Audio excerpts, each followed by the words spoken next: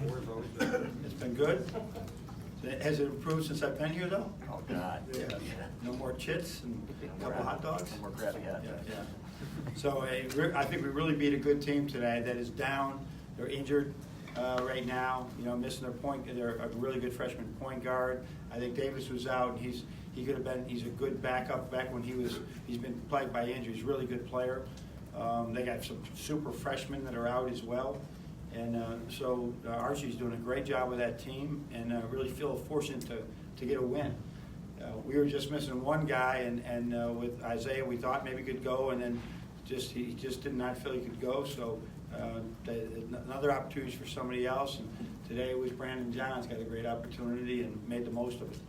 So I love that we had one of the stats that they mentioned to me is offensively Charles and Jordan didn't have the same half in the second half in the first half, and still we found a way to score some points enough to beat them. Our defense was really consistent, and Juwan Morgan is just an exceptional. Seen a lot of post players come in here, the Sullingers and the Zellers and things like that. That guy just gets baskets. He gets under everybody. John did a great job in the first half, and in the second half, I think worrying about foul trouble or whatever, it wasn't as good, but really pleased with our overall effort and our team defense. Ethan, you want to start us off? John, what allowed Good to have you back, Ethan. Thanks, John. What allowed you guys to get off to such a fast start? We made some shots and we really guarded them. We just really came out. I think we were in better rhythm man to man because we just played Penn State, right? We had been into a funk there a little bit when we were just playing against all zones, and you don't know how people are going to play you. And so I thought we just had a really good rhythm, and we set the tone, got them in foul trouble with their two big guys in foul trouble early, and really took advantage of it. How much did that foul trouble make a difference? Those two guys are tremendous. I mean, they're tremendous, and I know that they're really tough to stop. And now Archie does a great job getting them into situations where they can be successful, where he doesn't have to do anything. Just give them the ball one-on-one, and they'll get a bucket. So losing them for they both probably sat about 20 minutes total. That's a big difference for us. Down here with John. You talked about Brandon earning it in practice. Yeah. How much of this was him earning it? How much was the No. need? And It was a need. Yeah, it was a need. He's making progress in practice, but that is that we've seen that a few times in practice, and it was just he's just sort of trying to learn, what's the next step, what's the next play, and it's just really simple things that as the game slows down for him, he's more capable of doing that going further. But that was a matter of foul trouble by Austin, foul trouble by John, and Brandon getting in there. So really pleased with it, and hopefully that gives him confidence, so that confidence in all these things we've been teaching with him actually works, and he can do it. Really good kid, love him, absolutely love him. But he also has, like many of our guys, got another gear that we're trying to get out of him, and we will. Chris? He lead the victors for you? He did, yeah, he did. The team was excited about it. Everybody loves Brandon. People were really excited for him in the locker room. And then that little half hook by X, has that just become kind of an art? Yeah, he works on it. We do it every day. With the jump wall that you've seen now, it's almost, for a guard of his size, it's very impossible to go up. Used to go up, make contact, get fouled, or it was a block charge really, and you were going off that. The only way that the smaller guards can score right now in front of a jump wall is the old-fashioned hook. So we work on it, and you'll probably see a lot of it in the future. Soft and nice. On your right, Michelle. Kareem would be proud. John, I asked Jordan to describe the difference he feels in the freedom from a year ago that he has to this year, and he chuckled and then said it was a matter of trust. What's your perspective on that? Well, it's the complete package of having a guy that you want to, you got to trust he's going to learn what good shots at, but you don't want to take that hunting personality he has away from him. But last year it wasn't about that as much. It was defense. That like most freshmen, like Brandon, like David, right? Iggy's been beyond his years with his defense. He's really done a good job with it. They're just everybody is making up for the little mistakes that they're going to make as the game slows down, and so That was something that was for an 18-year-old last year to play on that team. That was going to be hard. That was a pretty good team, and he made just enough impact to have this. And then over the summer, I just saw a great growth in what's important to winning basketball, as opposed to, the way he probably was playing his freshman year. Stay on that side with Nick. John, you guys have a fair amount of guys back from last year, of course, in your core. How much do you believe that they lean on some of that stuff, what they went through? Well, Xavier just exudes it. He is like, I've been here.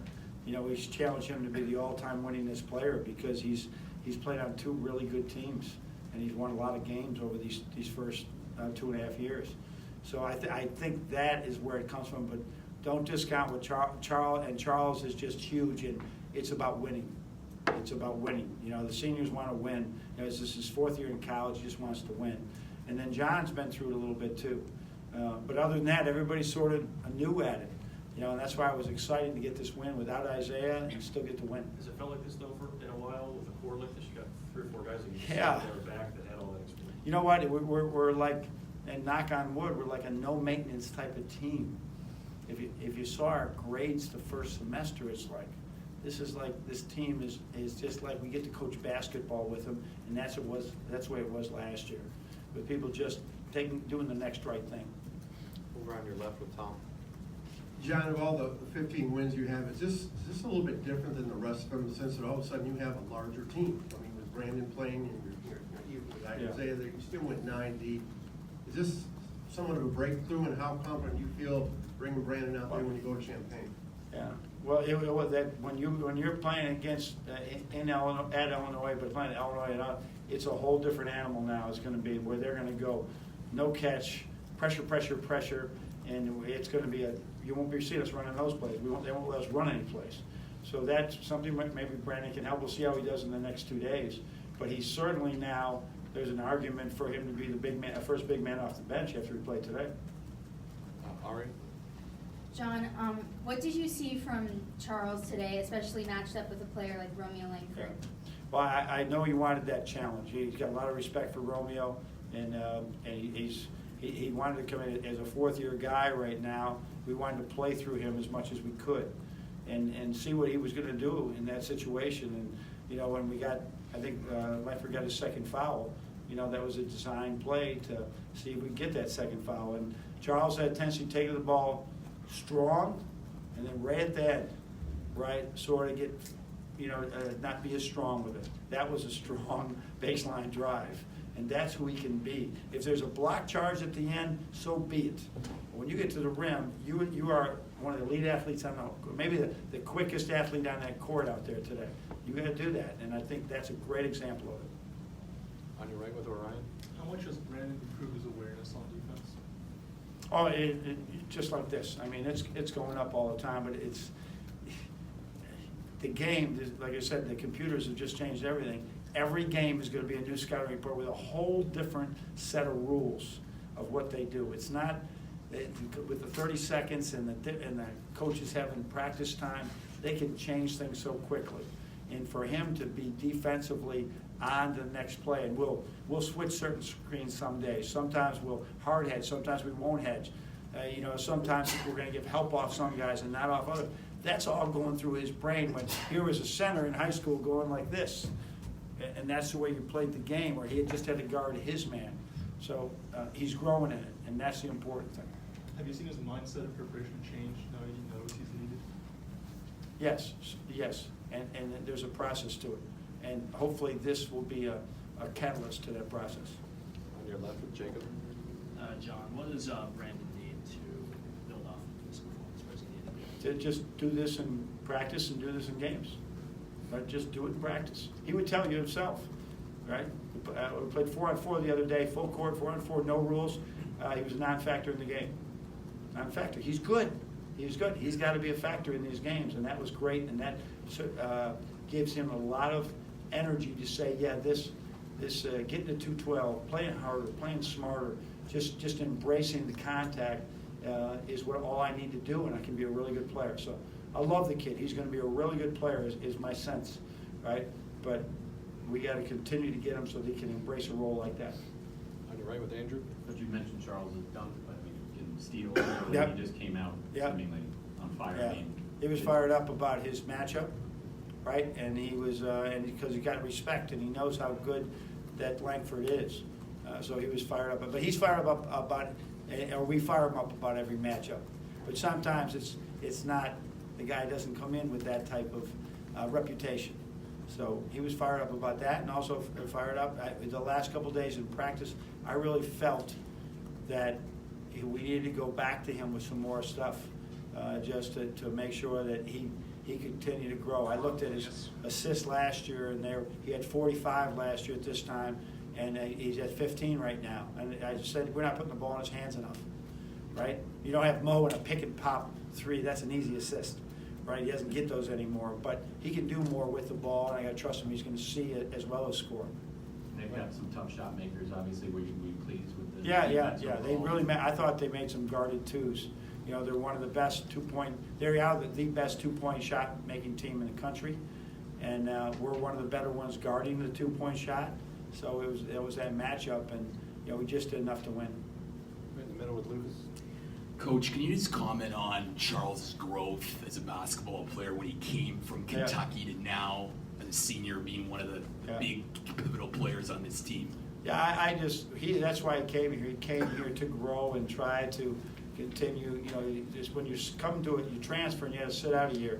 You better be ready to grow, because you're gonna be, you know, off to the side for a little bit, and you better embrace the weight room and get.